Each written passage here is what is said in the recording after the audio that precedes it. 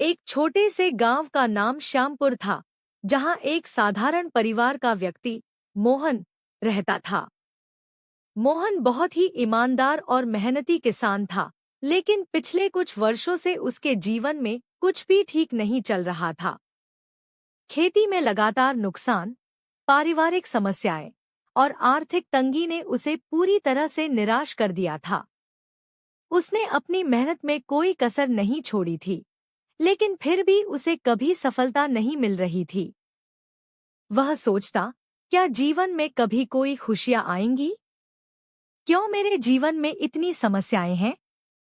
इसी तरह के विचारों में डूबे हुए एक दिन मोहन को पता चला कि गांव के पास एक सद्गुरु का आगमन हुआ है, जो सत्संग कर रहे हैं और अपनी दिव्य शिक्षाओं से लोगों का जीवन बदल रहे हैं।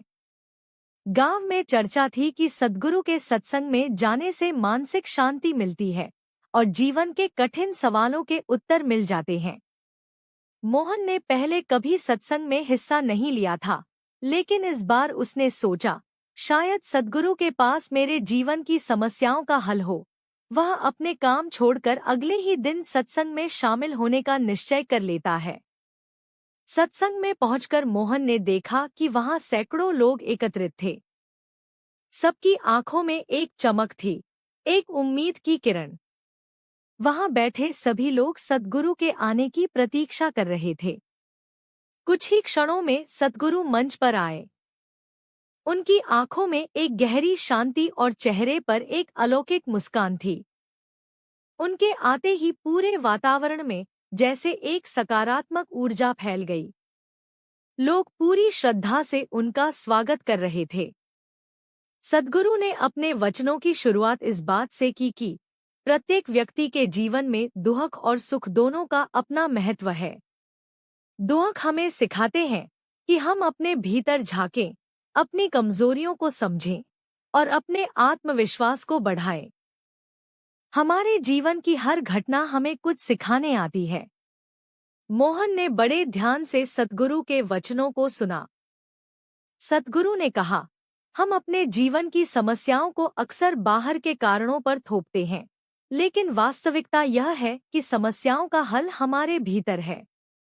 जब हम खुद को बदलने का प्रयास करते हैं, तो धीरे धीरे हमारे बाहर की दुनिया भी बदलने लगती है।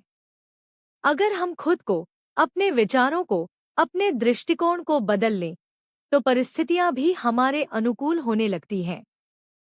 सद्गुरु के वचनों ने मोहन के हृदय में गहरी छाप छोड़ी।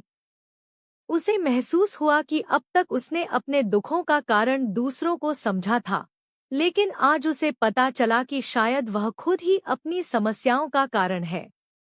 उसने सोचा, अगर मैं अपने जीवन को सकारात्मक रूप से देखना शुरू कर दूं और अपने दृष्टिकोण में बदलाव लाऊं, तो शायद मेरे जीवन में भी खुशियां लौट आएं। सत्संग के बाद मोहन ने सोचा कि वह सद्गुरु से व्यक्तिगत रूप से मिलकर अपने जीवन के सवालों के उत्तर पूछे। वह सद्गुरु के पास गया और बोला, गुरुजी, मैं एक साधारण किसान हूँ और मेरे जीवन में लगातार समस्याएं चल रही हैं। मैंने हर संभव प्रयास किया, लेकिन सफलता नहीं मिली। कृपया मुझे बताएं कि मैं अपने जीवन को कैसे सुधार सकता हूँ।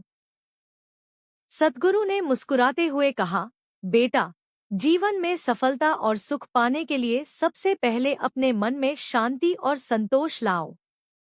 जब तक हमारा मन अशांत रहेगा, हम बाहरी दुनिया में सुख की खोज करते रहेंगे, लेकिन हमें वह सुख नहीं मिलेगा। मन को शांत करने का सबसे सरल तरीका है ध्यान और आत्मचिंतन। सद्गुरु ने मोहन को ध्यान करने की विधि सिखाई और कहा, रोज कुछ समय के लिए अकेले बैठकर अपने भीतर झांकने का अभ्यास करो। अपने विचारों को शांत करो और अपने भीतर की आवाज को सुनो। धीरे धीरे तुम्हें अपने जीवन के हर सवाल का उत्तर मिल जाएगा।